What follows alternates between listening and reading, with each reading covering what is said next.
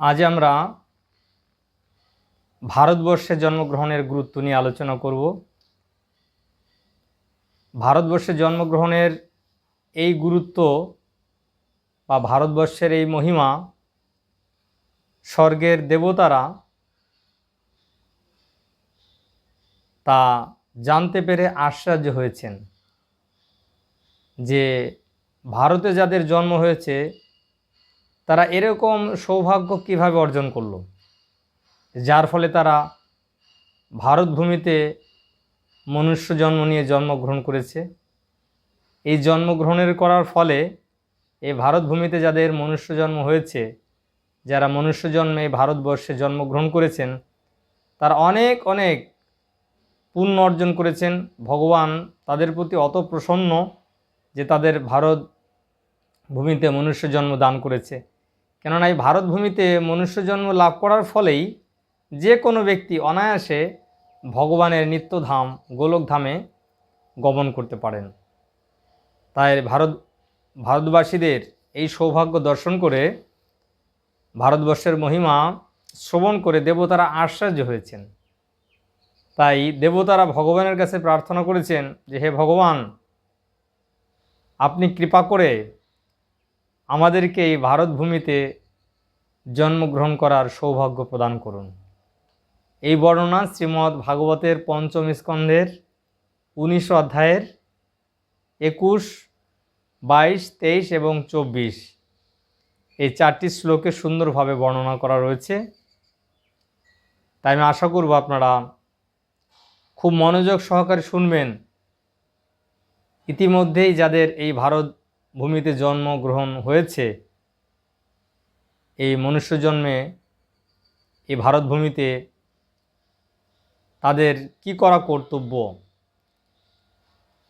কি করলে এই ভারতভূমিতে যাদের মনুষ্য জন্ম অনায়াসে লাভ করার সৌভাগ্য অর্জন করেছেন, এখন কি করা কর্তব্য তাদের, কি করলে তারা অনায়াসে ভগবত ধামে ফিরে যেতে পারবেন, এবং দেবতারা কেন ভগবানের কাছে ভারতভূমিতে জন্মগ্রহণ করার জন্য প্রার্থনা করলেন। স্বর্গের এত সুখ ত্যাগ করে তারা ভারতে জন্মগ্রহণ করার জন্য কেন প্রার্থনা করছেন, তা আসুন আমরা সরাসরি শ্রীমদ্ ভাগবত থেকে শ্রবণ করি দেবতারা কি প্রার্থনা করলেন।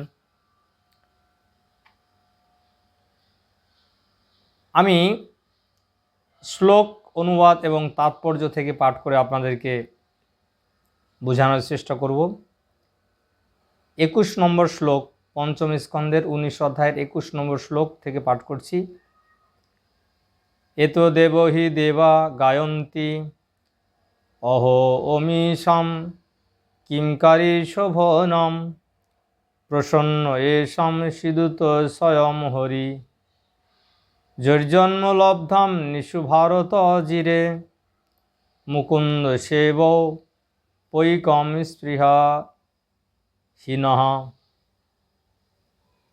যেহেতু মনুষ্যজন্ম আত্ম উপলব্ধির সর্বশ্রেষ্ঠ উপায়, তাই স্বর্গের দেবতারা বললেন, আহা, এই ভারতবর্ষে জন্মগ্রহণ করেছেন যে মানুষেরা, তারা নিশ্চয়ই মহাপুণ্যজনক তপস্যা করেছেন, অথবা ভগবান নিশ্চয়ই তাদের প্রতি অত্যন্ত প্রসন্ন হয়েছেন। তা না হলে কীভাবে তারা এমনভাবে ভগবত ভক্তিতে যুক্ত হয়েছেন। আমরা ভগবত ভক্তি সম্পাদনের সৌভাগ্য লাভের জন্য ভারতবর্ষে মনুষ্যজন্ম লাভ করতে চাই, আর এই মানুষেরা ইতিমধ্যেই সেই সৌভাগ্য লাভ করেছেন। তাহলে দেবতারা কেন ভগবানের কাছে প্রার্থনা করলেন যে ভারতে আমরা মনুষ্য জন্ম লাভ করতে চাই? প্রার্থনা কেন করলেন? কেননা এই ভারতবর্ষে মনুষ্য জন্ম লাভ করার ফলেই ভগবত ভক্তি সম্পাদন করা সম্ভব, আর ভগবত ভক্তি সম্পাদন এই ভারতবর্ষেই সম্ভব। দেবলোকে, ইভেন ব্রহ্মলোকেও এই ভগবত ভক্তি অনুশীলন করার সুযোগ পাওয়া যায় না। অর্থাৎ সাধনা ভক্তি অনুশীলন না করলে এই ভারতভূমিতেই মর্তলোকে এসে, বিশেষ করে ভারতভূমিতে মনুষ্য জন্ম পেয়ে যদি কেউ বৈদিক ভক্তি অনুশীলন না করেন, ভগবানের উদ্দেশ্যে ভক্তি না করেন, তাহলে তার যে জীবনের চরম যে লক্ষ্য ভগবত ধাম, সেখানে তারা গমন করতে পারেন না। সেই জন্য দেবতাদেরও দুর্লভ এই ভারত ভূমিতে জন্মগ্রহণ করা। হ্যাঁ, সেই জন্য যারা ইতিমধ্যেই ভারতবর্ষে জন্মগ্রহণ করেছেন, মনুষ্যদেহ লাভ করেছেন, তারা দেবতাদেরও পূজ্য। অর্থাৎ আপনাদের হাতে সেই সুযোগ এসেছে যে এই জীবনে আপনারা ভগবানের চরণে আত্মসমর্পণ করে ভগবত ভক্তি অনুশীলন করুন, হরে কৃষ্ণ মহামন্ত্র জপ করুন, সাধুসঙ্গ করুন এবং আমাদের সঙ্গে যুক্ত হন। তাহলে অবশ্যই এই জীবনে আপনারা ভগবানের ধামে ফিরে যেতে পারবেন। এই সত্য শ্রী চৈতন্য চরিতামৃতের আদিলীলায় নবম অধ্যায়ের 41তম শ্লোকে বিশদভাবে বিশ্লেষণ করা হয়েছে। ভারত ভূমিতে হইল মনুষ্য জন্ম যার, জন্ম সার্থক করি করো পর উপকার। যারা ভারতবর্ষে মনুষ্য জন্ম লাভ করেছেন তাদের কর্তব্য হচ্ছে অন্য সকলের উপকার করার মাধ্যমে তাদের জন্ম সার্থক করা। তাহলে ভারত ভূমিতে জন্মগ্রহণ করে আমাদের জন্ম কিভাবে সার্থক করব? যখনে কেউ অন্যকে উপকার করবে, অর্থাৎ ভগবত ভক্তি বিতরণ করে অপরকে ভগবত তত্ত্বজ্ঞান দান করার মাধ্যমে অপরের মঙ্গল যখন সাধিত হবে, তখনই এই ভারতবাসীদের মনুষ্য জন্ম লাভ করা সার্থক হবে। তাই এখানে বললেন যে জন্ম সার্থক করি করো পর উপকার। তাই সর্বশ্রেষ্ঠ পর উপকার হচ্ছে অন্যকে এই ভগবত তত্ত্বজ্ঞান প্রচার করা। হ্যাঁ, তাই ভা র ত, ভা মানে হচ্ছে আলো। কিসের আলো? জ্ঞানের আলো। ভা মানে হচ্ছে আলো, জ্ঞানের আলো, আধ্যাত্মিক জ্ঞানের আলো। রত মানে যারা এই আধ্যাত্মিক জ্ঞান বিতরণ করতে, অপরকে দান করতে যুক্ত রয়েছেন, রত রয়েছেন, নিযুক্ত রয়েছেন, এনগেজ রয়েছেন, তারা হচ্ছে, এই কথাটির অর্থ হচ্ছে ভারত।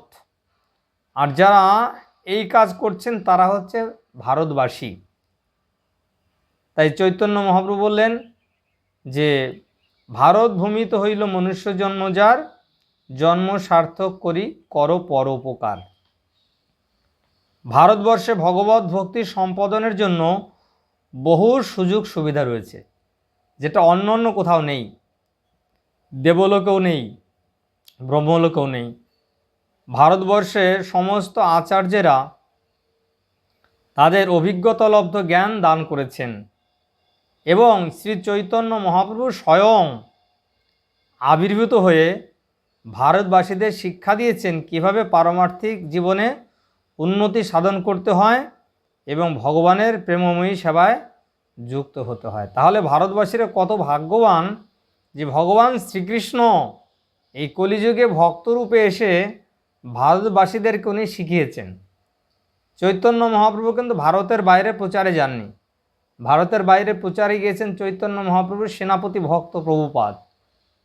কিন্তু ভারতবাসীদের চৈতন্য মহাপ্রভু বিভিন্ন স্থানে নিজে ভ্রমণ করে করে এই ভগবত ভক্তির তত্ত্ব তিনি শিখিয়েছেন।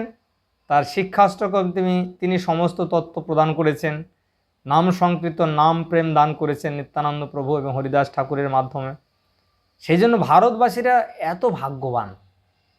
হ্যাঁ, তাই দেবতারা আশ্চর্য হয়েছে যে ভারতবাসীরা কি সৌভাগ্যের ফলে এই ভারত ভূমিতে মনুষ্য জন্ম লাভ করলো, যেটা অত্যন্ত দুর্লভ। হ্যাঁ, সেই জন্য তারা আশ্চর্য হয়েছে। তো সেই জন্য ভারতবাসী যারা, তারা অত্যন্ত সৌভাগ্যবান। তাই ভারত ভূমিতে এই মনুষ্য জন্মের গুরুত্ব আমাদের ভালো করে উপলব্ধি করে জীবনকে ভগবানের সেবায় নিযুক্ত করা উচিত। জীবনে উন্নতি সাধন করতে হয় এবং ভগবানের প্রেমময়ী সেবায় যুক্ত হতে হয়। সর্বতোভাবে ভারতবর্ষ এক বিশেষ স্থান, যেখানে অনায়াসেই ভগবত ভক্তির পন্থা হৃদয়ঙ্গম করা যায় এবং তা অবলম্বন করার মাধ্যমে জন্ম সার্থক করা যায়। কেউ যদি ভগবত ভক্তির পন্থা অবলম্বন করে, তার জন্ম সার্থক করেন এবং পৃথিবীর অন্যান্য স্থানে ভগবত ভক্তির বাণী প্রচার করেন, তাহলে সারা পৃথিবীর মানুষের মঙ্গল হবে। তাই ভারতবাসীদের জন্ম কখন সার্থক হবে? নিজে যখন এই ভগবত ভক্তি গ্রহণ করবেন, নিজে ভক্তি করবেন এবং অন্যকে ভগবত ভক্তি শিক্ষা দেবেন, তখনই তাদের জীবন সার্থক হবে এবং যাদেরকে আমরা এই ভগবত তত্ত্বজ্ঞান দান করব তাদের জীবন সার্থক হবে। দেবতারা বললেন তার পরবর্তী শ্লোকে, দুষ্কর যজ্ঞ, কঠোর তপস্যা, ব্রত ও দানাদির ফলে আমরা স্বর্গ লাভ করেছি। মানে যারা অনেক কঠোর তপস্যা করেছে, যজ্ঞ করেছে, দান করেছেন, এই পুণ্যকর্মের ফলে কেউ স্বর্গে দেবত্ব শরীর, দেবতার শরীর লাভ করতে পারে। 100 জন্ম কেউ যদি এই বর্ণাশ্রম ধর্ম পালন করেন, তাহলে তিনি ব্রহ্মার পদ লাভ করতে পারেন। তাই দেবতারা বললেন যে দুষ্কর যজ্ঞ, কঠোর তপস্যা, ব্রত ও দানাদির ফলে আমরা স্বর্গ লাভ করেছি, কিন্তু তাতে কি ফল লাভ হলো? এখানে আমরা ইন্দ্রিয় সুখ ভোগে প্রবলভাবে লিপ্ত হওয়ার ফলে ভগবান শ্রী নারায়ণের শ্রী পাদপদ্ম কদাচিৎ স্মরণ করতে পারি। প্রকৃতপক্ষে অত্যধিক ইন্দ্রিয় সুখ ভোগের ফলে আমরা তার শ্রী পাদপদ্মের কথা প্রায় ভুলেই গেছি। তাই দেবতারা এখানে বলছেন যে এত যজ্ঞ তপস্যা দান করার ফলে স্বর্গে আরোহণ করেও কি লাভ হলো? এখানে তো আমরা ভগবানকে স্মরণ করতে পারছি না। কেননা স্বর্গে অনেক অনেক সুখ, এই মর্তলোকের থেকে কোটি কোটি গুণ বেশি সুখ। এত সুখে থাকলে ভগবানকে কেউ স্মরণ করতে পারে না। তাই মর্তলোকের জীবদের মানে সবসময় তারা সুখে থাকতে পারে না। এটি ভগবানের একটা আশীর্বাদ, কখনো সুখ এবং কখনো দুঃখ। এইভাবে কেন ভগবান এই মর্তলোকের মানুষদের রেখেছেন? যাতে তারা ভগবানের শরণাগত হয়।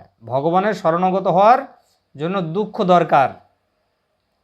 তাই দেবতাদের দুঃখ নেই, শুধু সুখ। এত সুখে তারা ভগবানকে ভুলে যায়।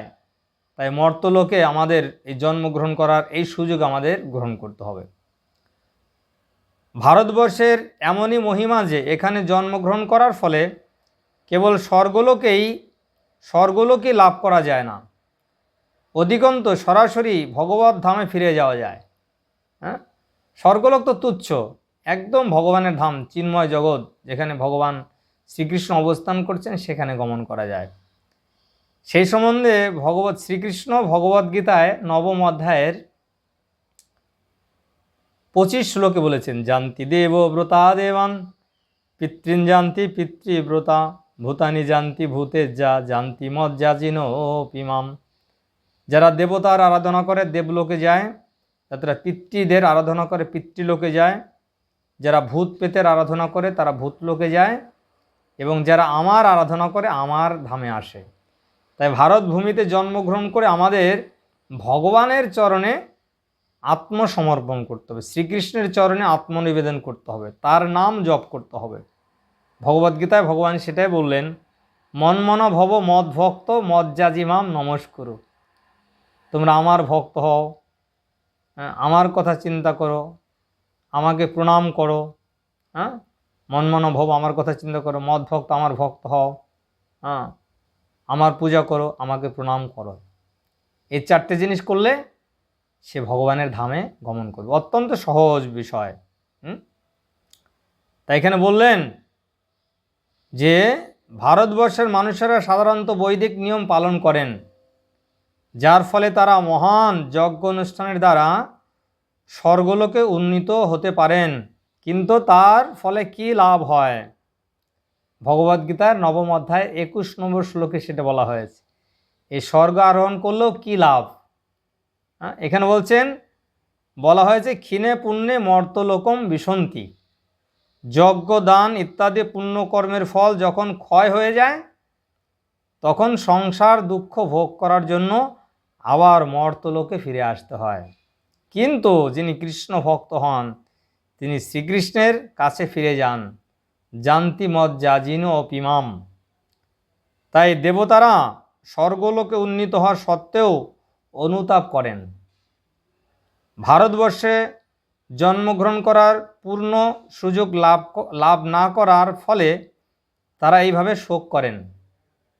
ভগবত ভক্তি লাভের পরিবর্তে তারা উচ্চতর ইন্দ্রিয় সুভোগের মোহে বিমোহিত হয়েছেন এবং তাই তারা মৃত্যুর সময় ভগবানের শ্রী পাদপদ্ম স্মরণ করতে পারে না।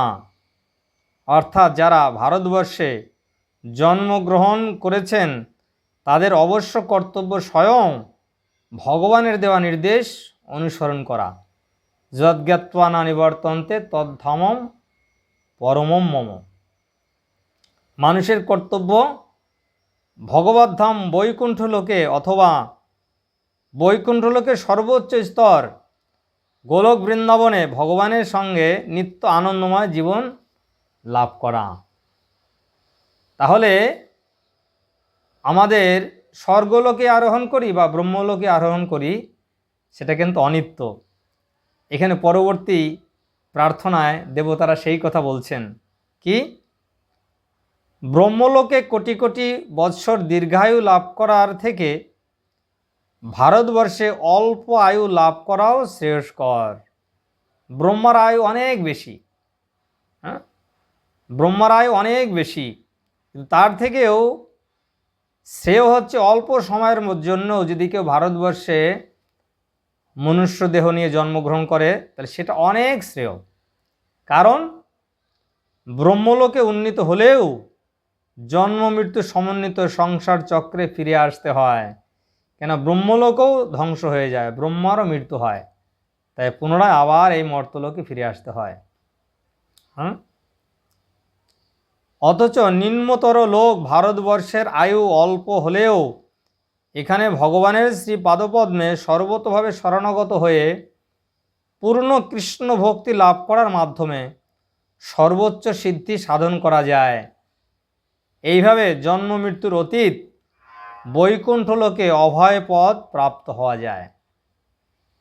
তাই ভারতবর্ষে জন্মগ্রহণ করার ফলে আমরা সেই অভয় পদ বৈকুণ্ঠের ঊর্ধ্বে ভগবানের শ্রী পাদপদ্ম কৃষ্ণলোকে গোলকধামে আমরা গমন করলে সেখান থেকে ফিরে এসে আর এই জগতে জন্ম মৃত্যু জরা ব্যাধির এই চক্রে আমাদের আবর্তিত হতে হবে না। হ্যাঁ, তাই এখানে প্রভুপাদ তাৎপর্যে লিখেছেন যে যিনি ভারতবর্ষে জন্মগ্রহণ করেছেন তার ভগবদ গীতায় স্বয়ং ভগবান শ্রীকৃষ্ণের দেওয়া উপদেশ অধ্যয়ন করার পূর্ণ সুযোগ রয়েছে। তার ফলে তিনি স্থির করতে পারেন মনুষ্য জীবনে তার কী করা কর্তব্য। অন্য সমস্ত প্রবণতা ত্যাগ করে শ্রীকৃষ্ণের শরণাগত হওয়া অবশ্য কর্তব্য। তাহলে শ্রীকৃষ্ণ তার সমস্ত দায়িত্ব গ্রহণ করবেন এবং তার পূর্বকৃত সমস্ত পাপের ফল থেকে তাকে মুক্ত করবেন। গীতায় তা বলা হয়েছে কি, অহং ত্বাম সর্বপাপেভ্য মোক্ষয়িষ্যামি মা শুচ। তাই কৃষ্ণ ভাবনামৃতের পন্থা অবলম্বন করা উচিত। সেই সম্বন্ধে শ্রীকৃষ্ণ স্বয়ং নির্দেশ দিয়েছেন, মন্মনা ভব মদ্ভক্ত মজ্জাজিমাম নমস্কুরু। একটু আগে আমি বললাম, সর্বদা আমার কথা চিন্তা করো, আমার ভক্ত হও, আমার আরাধনা করো এবং আমাকে নমস্কার করো। এটি অত্যন্ত সরল পন্থা। হ্যাঁ, এটি অত্যন্ত সরল পন্থা। এমনকি একটি শিশু এই পন্থা অবলম্বন করতে পারে। অতএব এই পন্থাটি গ্রহণ করব না কেন? এত সরল পন্থা আপনারা কেন গ্রহণ করবেন না? তাই সকলে এই পন্থাটি গ্রহণ করুন। মানুষের কর্তব্য শ্রীকৃষ্ণের উপদেশ যথাযথভাবে পালন করে ভগবৎ ধামে উন্নীত হওয়ার পূর্ণ যোগ্যতা অর্জন করা। সরাসরিভাবে শ্রীকৃষ্ণের কাছে গিয়ে তার সেবায় যুক্ত হওয়া উচিত। ভারতবর্ষবাসীদের এই সর্বশ্রেষ্ঠ সুযোগ প্রদান করা হয়েছে। যিনি ভগবৎ ধামে ফিরে যাওয়ার যোগ্য তাকে আর সৎ অথবা অসৎ কর্মের ফল ভোগ করতে হয় না। সৎকর্ম মানে পুণ্যকর্ম। পুণ্যকর্মের ফল কি একটু আগে বলা হলো, পুণ্য ক্ষয় হয়ে গেলে আবার মর্তলোকে জন্ম হয়। আর পাপ কর্মের ফল হচ্ছে নরকে যন্ত্রণা ভোগ করা। তাই পাপ কর্ম করলে নরকে যন্ত্রণা ভোগ করতে হবে, আর পুণ্য কর্ম করলে পুনরায় স্বর্গসুখ ভোগ করার পর আবার মর্তলোকে বিভিন্ন পশু পক্ষীর জন্ম হবে। কিন্তু যিনি ভগবানের চরণে আত্মসমর্পণ করেছেন তার স্বর্গের ঊর্ধ্বে তিনি ভগবত ধামে গমন করবেন। আর এই জগতের মধ্যে যে যন্ত্রণাময় নরক লোক, সেখানে তাকে গমন করতে হবে না। তো তাই কোথায় বাস করা উচিত আমাদের? এই ভারতবর্ষে বাস করা উচিত, সেই কথা এখানে দেবতারা বলছেন। নযত্র বৈকুণ্ঠ কথা সুধা পগা, ন সাধব ভাগবতস্তদাশ্রয়া, নযত্র যজ্ঞেশ মখা মহোৎসবা, সুরেশ লোকপি নবৈশ সেব্যতম। দেবতারা বলছেন, যেই স্থানে ভগবানের কথারূপ অমৃতের গঙ্গা প্রবাহিত হয় না, অর্থাৎ যেখানে ভগবানের কথা হয় না, যেই স্থানে সেইরূপ পবিত্র নদীর তটে আশ্রিত ভক্ত ভাগবতের অধিষ্ঠান নেই, যেই স্থানে ভগবানের সন্তুষ্টি বিধানের জন্য নৃত্য গীত ইত্যাদি মহোৎসব সহকারে সংকীর্তন যজ্ঞ হয় না, সেই স্থান ব্রহ্মলোক হলেও প্রকৃত বুদ্ধিমান ব্যক্তি কখনো সেই স্থান আশ্রয় করবেন না। তাহলে ভারত ভূমিতে কিন্তু ভগবানের ভক্তদের সবসময় বিচরণ আছে, ভগবানের নাম সংকীর্তন হচ্ছে, ভাগবত কথা হচ্ছে। তাই এই ভারত ভূমি অত্যন্ত পূর্ণভূমি, যেখানে মানুষেরা জন্মগ্রহণ করে এই সাধুদের সঙ্গলাভ, সাধুদের মুখ থেকে হরিকথা শ্রবণের সুযোগ এবং ভগবানের বিভিন্ন মহোৎসব এবং নাম সংকীর্তন অংশগ্রহণ করে তারা অনায়াসে ভগবত ধামে ফিরে যাওয়ার এই সুযোগ তারা লাভ করতে পারেন। তাৎপর্যে প্রভুপাদ খুব সুন্দর ব্যাখ্যা করেছেন, আপনারা মনোযোগ সহকারে শুনুন।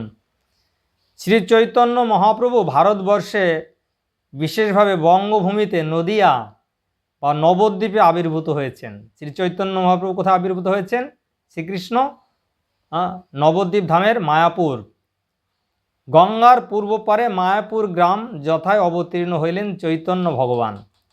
যেখানে ইস্কনের বড় মন্দির আপনারা দেখতে পাচ্ছেন, তার থেকে উত্তর দিকে 1-1.5 কিলোমিটার এগিয়ে গেলেই চৈতন্য মহাপ্রভুর জন্মস্থান, যেখানে সেই নিম বৃক্ষ এখনও রয়েছে। তাই ছিল ভক্তিবিনোদ ঠাকুরের বর্ণনা অনুসারে আমরা স্থির করতে পারি যে এই ব্রহ্মাণ্ডের মধ্যে পৃথিবী হচ্ছে সর্বশ্রেষ্ঠ স্থান, এবং এই পৃথিবীতে ভারতবর্ষ সর্বশ্রেষ্ঠ, ভারতবর্ষে বঙ্গভূমি শ্রেষ্ঠ, এবং বঙ্গভূমিতে নদিয়া জেলা শ্রেষ্ঠ, এবং নদিয়ার মধ্যে নবদ্বীপ শ্রেষ্ঠ স্থান। কারণ এখানে শ্রী চৈতন্য মহাপ্রভু হরিকৃষ্ণ মহামন্ত্র কীর্তনরূপ সংকীর্তন যজ্ঞ শুরু করার জন্য আবির্ভূত হয়েছিলেন, শাস্ত্রে বলা হয়েছে। মানে এই ভাগবতের 11 স্কন্ধে চৈতন্য মহাপ্রভু যে ভারতবর্ষে এই মায়াপুরে অবতীর্ণ হয়ে হরিনাম সংকীর্তন যজ্ঞের দ্বারা তিনি ভগবানের আরাধনা করার পন্থা উনি প্রবর্তন করবেন, তা ভাগবতে ভবিষ্যৎবাণী করে বলা হয়েছে। এই শ্লোকে দেখুন, কৃষ্ণবর্ণম তিসা কৃষ্ণম সাঙ্গপাঙ্গস্ত্রপর সদম যজ্ঞই সংকীর্তনৈ প্রায় যজন্তি সুমেধস। শ্রী চৈতন্য মহাপ্রভু সর্বদা নিত্যানন্দ প্রভু, গদাধর, অদ্বৈত, শ্রীবাস আদি অন্তরঙ্গ পার্শ্বদ সহ বিরাজ করেন। পঞ্চতত্ত্ব শ্রীকৃষ্ণ চৈতন্য প্রভু নিত্যানন্দ শ্রী অদ্বৈত গদাধর শ্রীবাস, তারা সর্বদা ভগবানের নাম কীর্তন এবং শ্রীকৃষ্ণের কথা প্রচার করেন। তাই এই স্থান ব্রহ্মাণ্ডের মধ্যে সর্বশ্রেষ্ঠ। শ্রী চৈতন্য মহাপ্রভুর জন্মস্থান শ্রীধাম মায়াপুরে এই কৃষ্ণ ভাবনামৃত আন্দোলন তাদের প্রধান কেন্দ্র স্থাপন করেছে। মানে ইস্কনের হেডকোয়ার্টার্স হচ্ছে এই শ্রীধাম মায়াপুরে। কেন? এইখানে শ্রী চৈতন্য মহাপ্রভুর জন্মস্থান, আবির্ভূত হয়েছিলেন। কেন্দ্র স্থাপন করা হয়েছে যাতে মানুষ সেখানে গিয়ে অবিরাম মহোৎসব সহকারে সংকীর্তন যজ্ঞ অনুষ্ঠান করার মহান সুযোগ লাভ করতে পারে। যে কথা এখানে সমর্থিত হয়েছে, যজ্ঞ মখাহা যজ্ঞেশ মখা মহোৎসবা, এবং তারা আধ্যাত্মিক উন্নতি সাধনের অভিলাষী লক্ষ লক্ষ ক্ষুধার্ত মানুষকে ভগবত প্রসাদ বিতরণ করতে পারে। এটি হচ্ছে কৃষ্ণ ভাবনামৃত আন্দোলনের উদ্দেশ্য। তাহলে এখানে আমরা দেখলাম এই ভাগবতে যে বর্ণনা করা হয়েছে এটি হচ্ছে ইসকনের উদ্দেশ্য, সারা পৃথিবীর মানুষকে এই ভাগবত কথা, ভগবদ গীতার কথা প্রচার করা, নাম সংকীর্তন করতে অনুপ্রাণিত করা, ভগবানের ভক্ত সঙ্গ করতে অনুপ্রাণিত করা, ভগবানের প্রসাদ গ্রহণ করার জন্য অনুপ্রাণিত করা, যা ইসকন বিশ্বব্যাপী এই ভাগবতের বাণী, চৈতন্য মহাপ্রভুর আদর্শ পৃথিবীতে আছে যত নগর আদি গ্রাম, সর্বত্র প্রচার হইবে মোর নাম, তা আপামর জনসাধারণকে জাতি বর্ণ ধর্ম নির্বিশেষে সকলকে বিনামূল্যে এই মহৎ সম্পদ তারা দান করছেন। তাই আজকে আমরা এখানে ভাগবত থেকে প্রমাণ সহকারে শ্রবণ করলাম যে ভারত ভূমিতে জন্মগ্রহণ করার গুরুত্ব কী, যা দেবতাদের দুর্লভ। স্বর্গলোকের থেকেও ব্রহ্মলোকের থেকেও শ্রেষ্ঠ হচ্ছে এই ভারতভূমি। কেননা ভগবান শ্রীকৃষ্ণ এই ভারতভূমিতে এই মর্তলোকে তিনি যে লীলাবিলাস করেন, বিশেষ করে তার জন্মলীলা, এটা শুধু ভারতভূমিতে হয়ে থাকে, মর্তলোকে হয়ে থাকে। ভগবানের গোলকধামে তার জন্মলীলা হয় না, সেখানে ভগবান নিত্য কিশোর রূপে গোলকধামে ভক্ত পরিবৃত হয়ে লীলা করেন। তাই ভারতবাসীরা অত্যন্ত ভাগ্যবান যে ভগবানের এই লীলা তারা দর্শন করার, এই লীলা সম্বন্ধে শ্রবণ করার সৌভাগ্য লাভ করেছেন। তাই এই সৌভাগ্যের সৎ ব্যবহার যদি আমরা এখন করি তাহলে আমাদের এই মনুষ্যজন্ম সার্থক হবে। তাই আন্তর্জাতিক কৃষ্ণ ভাবনামৃত সংঘের যে মুখ্য কেন্দ্র শ্রীধাম মায়াপুর থেকেই এই সংকীর্তনের যে আশীর্বাদ শ্রী চৈতন্য মহাপ্রভু সারা জগতের কাছে তিনি পৌঁছে দেওয়ার জন্য ইসকনের প্রতিষ্ঠাতা আচার্য শিল প্রভুপাদ তিনি হচ্ছেন শ্রী চৈতন্য মহাপ্রভুর আশীর্বাদ পুষ্ট সেনাপতি ভক্ত। তার মাধ্যমে, তার নেতৃত্বে সারা পৃথিবীতে এখন এই কৃষ্ণ ভাবনামৃত প্রচার হচ্ছে। তাই আমাদের কর্তব্য হচ্ছে ইসকনের মাধ্যমে যুক্ত হয়ে এই আশীর্বাদ গ্রহণ করে আমাদের মনুষ্য জন্মকে সার্থক করা। তাই আশা করি এই ভাগবতের যে কথা এটা অভ্রান্ত, এটা হাজার হাজার বছর পূর্বে এটা ভবিষ্যৎবাণী করা হয়েছে। দেবতারা সেখানে ভগবানকে প্রার্থনা করছেন। তাই দেবতারা যদি সেই ভারতবর্ষে এসে, ভারতভূমিতে এসে জন্মগ্রহণ করার জন্য অভিলাষ করে, তাহলে ইতিমধ্যে যারা আমরা এই সৌভাগ্য লাভ করেছি তাদের এই তত্ত্ব উপলব্ধি করে, এই কথা উপলব্ধি করে আমাদের সমস্ত ধরনের বিভিন্ন ধরনের কর্ম ত্যাগ করে, মানে কর্ম ত্যাগ করতে এখানে না আপনাদের চাকরি ব্যবসা এগুলো ত্যাগ করতে হবে না, মানে তথাকথিত ধর্ম আমাদের ত্যাগ করে চৈতন্য মহাপ্রভুর এই আন্দোলনে যোগদান করে এই সহজ সরল যে পন্থা এটা যদি আমরা গ্রহণ করি তাহলেই আমরা ভগবানের ধামে উন্নীত হতে পারবো। আর যখনই আমরা ভগবানের ধামে গমন করব, যেখানে গেলে কোনো দুঃখ নেই, কষ্ট নেই, সেখানে শুধু দিব্য আনন্দ, যেখানে কোনো অন্ধকার নেই, আর যেখানে গেলে কখনো এই মর্তলোকে ফিরে আসতে হবে না। যদ্জ্ঞাত পরিবর্তন্তে তদ্ধম পরম মম। তাই আপনারা প্রতিজ্ঞাবদ্ধ হন যাতে আমরা এই ভারতবর্ষে আমাদের ইতিমধ্যেই যাদের মনুষ্যজন্ম লাভ হয়েছে তারা যেন এই মনুষ্যজন্মকে সার্থক করি। না হলে এই মনুষ্যজন্ম যখন একবার শেষ হয়ে যাবে, মৃত্যু হয়ে যাবে, পুনরায় আর এই মনুষ্যজন্ম লাভ করার জন্য অনেক অনেক লক্ষ লক্ষ বার আমাদের বিভিন্ন জনি ভ্রমণ করতে হবে। তাই সেই ধরনের রিস্ক আমরা নেব না। এই জীবনেই যেন আমরা ভগবানের কাছে ফিরে যেতে পারি, তার জন্য আমাদের ভগবানের চরণ আত্মসমর্পণ করতে হবে। তো সকলকে অনেক ধন্যবাদ ভিডিওটি সম্পূর্ণ শ্রবণ করার জন্য। পুনরায় আবার আপনাদের সঙ্গে আরেকটি গুরুত্বপূর্ণ ভিডিও নিয়ে মিলিত হব। ততক্ষণ সকলে ভালো থাকবেন, সুস্থ থাকবেন। হরে কৃষ্ণ।